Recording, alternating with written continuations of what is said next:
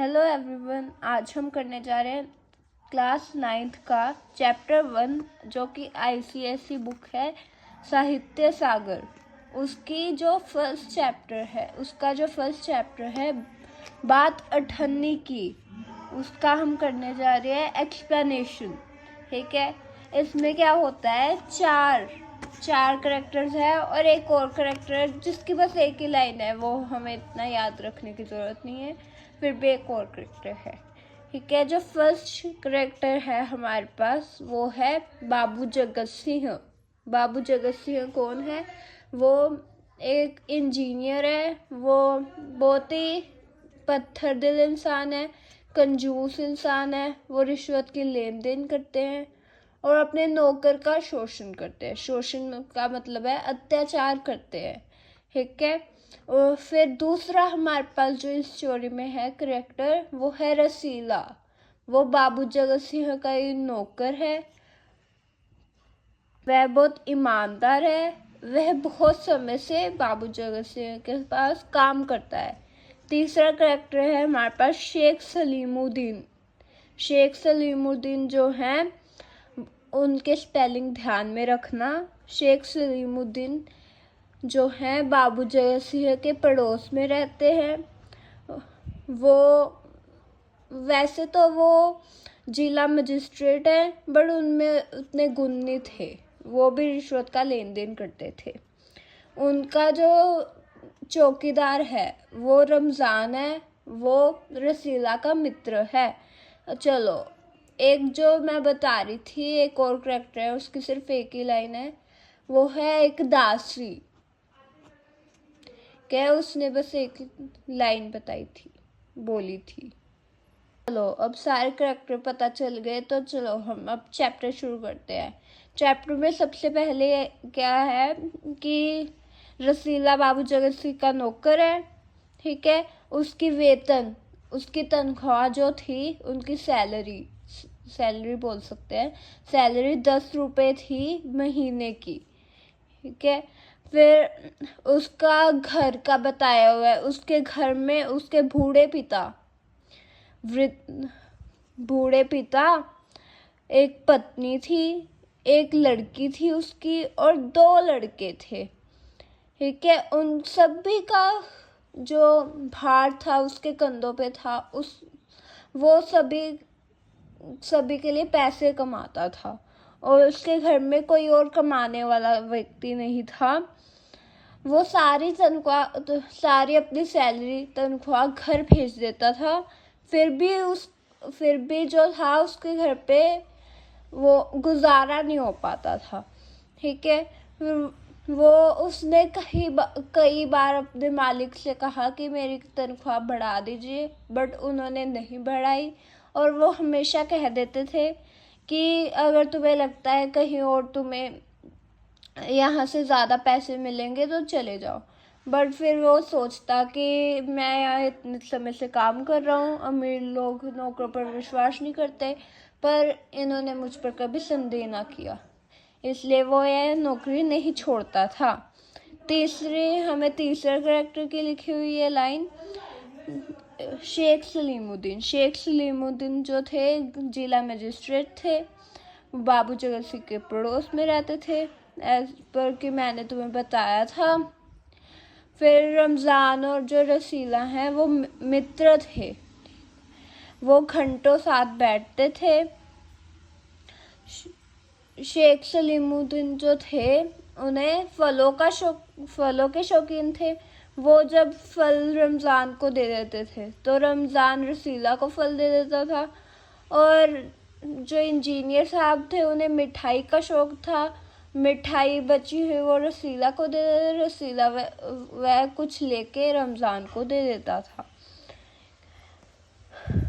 दिन क्या हुआ कि रसीला जो था वो बहुत दुखी था। रमज़ान पूछता है कि क्या हुआ। फिर रसीला बोलता है कुछ नहीं। फिर वो कहता है कि सौकंद खाओ, मेरी सौकंद खाओ। वो उसकी आंखों में आंसू आ जाते हैं, और रसीला के आंखों में आंसू आ जाते हैं क्योंकि उसकी उसे देखकर, रमज़ान को देखकर, कि वो बार बार पूछ रहा था। उसने बोला कि उसके घर से खता है, उसके जो बच्चे हैं वो बीमार हैं और उसके पास रुपया नहीं है। फिर उसके जो बाबू जगत सिंह थे, उसके मालिक थे, उन्होंने भी पैसे देने से मना कर दिया। फिर क्या हुआ, रमज़ान रसीला की मदद करता है, अपने में से कुछ पैसे बचाए हुए वो रसीला को दे देता है। अब हमारा फर्स्ट पेज वाला जो है कंप्लीट हो गया है, आप पढ़ लीजिएगा। अब हम दूसरे पेज पे आ चुके हैं।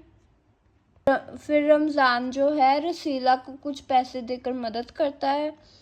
फिर उसके बच्चे, रसीला के बच्चे स्वस्थ हो जाते हैं। फिर रसीला अपना सारा जो कर्ज था वो उतार देता है, बस अठन्नी रह जाती है। और वैसे तो रमज़ान उसे कुछ नहीं बोलता है, फिर भी रसीला उससे आंखें नहीं मिला पाता था। फिर जो बाबू जगत सिंह थे, जो वो कमरे में बैठ के रिश्वत की लेन देन कर रहे थे, तब रसीला ने उन्हें देख लिया और फिर वह उसने 500 रुपये की रिश्वत के लेन देन कर रहे थे। फिर उसने रमज़ान को यह बात बताई। फिर रमज़ान जो है वो बोला कि बस इतनी सी बात, मेरे जो शेख सलीमुद्दीन मालिक हैं वो तो 1000 से कम करते ही नहीं है, 1000 से कम रिश्वत के लेन देन करते ही नहीं है। रसीला ने क्या किया, एक दिन जब रसीला के जो मालिक थे उन्होंने उसे 5 रुपये की मिठाई लाने को बोला, फिर उसने सोचा कि मैं 50 रुपये कम की मिठाई ले आता हूँ, फिर मेरा कर्ज भी उतर जाएगा।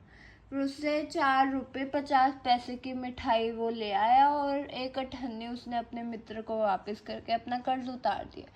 पर फिर जब वह मिठाई बाबू जगत सिंह के पास लेके गया तो बाबू जगत सिंह चौंक उठे और उन्होंने बोला कि मिठाई कम है, क्या ये 5 रुपये की ही मिठाई है? फिर उसने बोला कि हाँ ये 5 रुपये की है। फिर उसका रंग उड़ गया था, रसीला के मुंह का रंग उड़ गया था। फिर बाबू जगत सिंह को पता चल गया कि कुछ तो गड़बड़ है। फिर बाबू जगत सिंह ने रसीला के थप्पड़ मारा और उसे बोला कि चलो अभी के अभी पता चल जाएगा। फिर वो उसे हलवाई के पास लेके जाने लगा। रसीला ने अपनी गलती मान ली। फिर जो बाबू जगत सिंह थे उन्होंने पुलिस सिपाहियों को 5 रुपये रिश्वत देके उन्हें बोला कि इससे अपना अपराध मनवा लेना। और एक कहावत भी बोली, लातों के भूत बातों से नहीं मानते। अगले दिन मुकदमा हुआ शेख सलीमुद्दीन की कचहरी में। फिर वह एक न्यायप्रिय व्यक्ति थे और उन्होंने रसीला को 6 महीने की कैद सुना दी। यह सुनकर रमज़ान जो था उसके आंखों में अंगारे भर गए, उसे बहुत गुस्सा आया। फिर एक जो दासी थी वह पूछती है कि रसीला का क्या हुआ। फिर रमज़ान बोलता है कि उसे 6 महीने की कैद होगी। फिर दासी बोलती है कि अच्छा हुआ, वह उसी के लायक था, उसे सज़ा मिलनी चाहिए थी। फिर रमज़ान बोलता है यह भी कोई इंसाफ है? यह दुनिया अंधेर है, इस दुनिया में न्याय है ही नहीं। जो अठन्नी के चोर है, जिन्होंने चोरी मान भी ली, उसे कैद होगी 6 महीने की।